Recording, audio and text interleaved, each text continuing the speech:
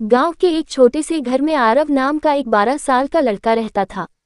आरव बहुत चंचल और शरारती था। उसकी सबसे बड़ी समस्या ये थी कि वह हर बात को मजाक समझता था। कोई उसे समझाता तो वह हंसकर टाल देता।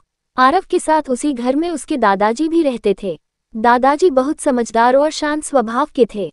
वे अक्सर आरव को अच्छी बातें समझाने की कोशिश करते थे, लेकिन आरव हमेशा हंसकर कहता, अरे दादाजी, आप तो हर बात में ज्ञान देने लगते हो। दादाजी मुस्कुरा देते, पर अंदर से सोचते कि इस बच्चे को सही समय पर सही सीख देना जरूरी है। एक दिन की बात है। सुबह का समय था। घर के बाहर हल्की हवा चल रही थी और पक्षियों की चहचहाहट से माहौल बहुत शांत और सुहावना लग रहा था। दादाजी आंगन में बैठे चाय पी रहे थे और आरव मोबाइल में गेम खेल रहा था। दादाजी ने कहा, बेटा, ज्यादा गेम खेलना अच्छी बात नहीं है, थोड़ा पढ़ाई पर भी ध्यान दो। आरव हंसकर बोला, दादाजी, जिंदगी को इतना सीरियस क्यों लेते हो? थोड़ा मजे भी जरूरी हैं। दादाजी कुछ नहीं बोले, बस हल्की मुस्कान के साथ चाय पीते रहे। उसी दिन शाम को दादाजी ने एक योजना बनाई। उन्होंने आरव से कहा, बेटा, घर के पीछे जो पुराना कमरा है, वहां से मेरा एक छोटा सा डिब्बा ले आओ।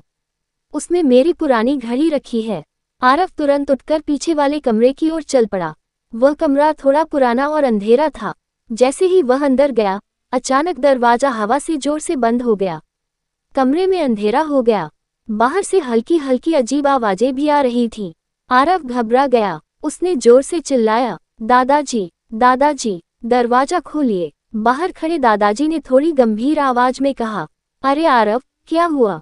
शायद हवा से दरवाजा बंद हो गया होगा, थोड़ा इंतजार करो। अब आरव सच में डर गया था। उसकी आवाज कांपने लगी, दादाजी, जल्दी खोलिए, मुझे डर लग रहा है। कुछ मिनट बाद दादाजी ने दरवाजा खोल दिया। आरव बाहर आते ही दादाजी से लिपट गया और बोला, दादाजी, अंदर बहुत डर लग रहा था। दादाजी ने शांत होकर कहा, बेटा, जब तुम डर के बारे में बोल रहे थे, तो अगर मैं भी हंसकर कह देता कि अरे ये तो मजाक है, तो तुम्हें कैसा लगता? आरव चुप हो गया। दादाजी आगे बोले, बेटा, जिंदगी की हर बात मजाक नहीं होती। अगर हम हर चीज को हल्के में लेते हैं, तो कभी कभी हम खतरे या गलती को भी पहचान नहीं पाते। आरव की आंखें नीचे झुक गईं। उसे अपनी गलती समझ आ चुकी थी। उसने धीरे से कहा, दादाजी, मुझे माफ कर दीजिए। अब से मैं हर बात को मजाक में नहीं लूंगा और आपकी बातों को ध्यान से सुनूंगा। दादाजी मुस्कुराए और उसके सिर पर हाथ फेरते हुए बोले, गलती करना बुरा नहीं है बेटा, लेकिन गलती से सीखना सबसे जरूरी है। उस दिन के बाद आरव पहले जैसा जिद्दी और लापरवाह नहीं रहा।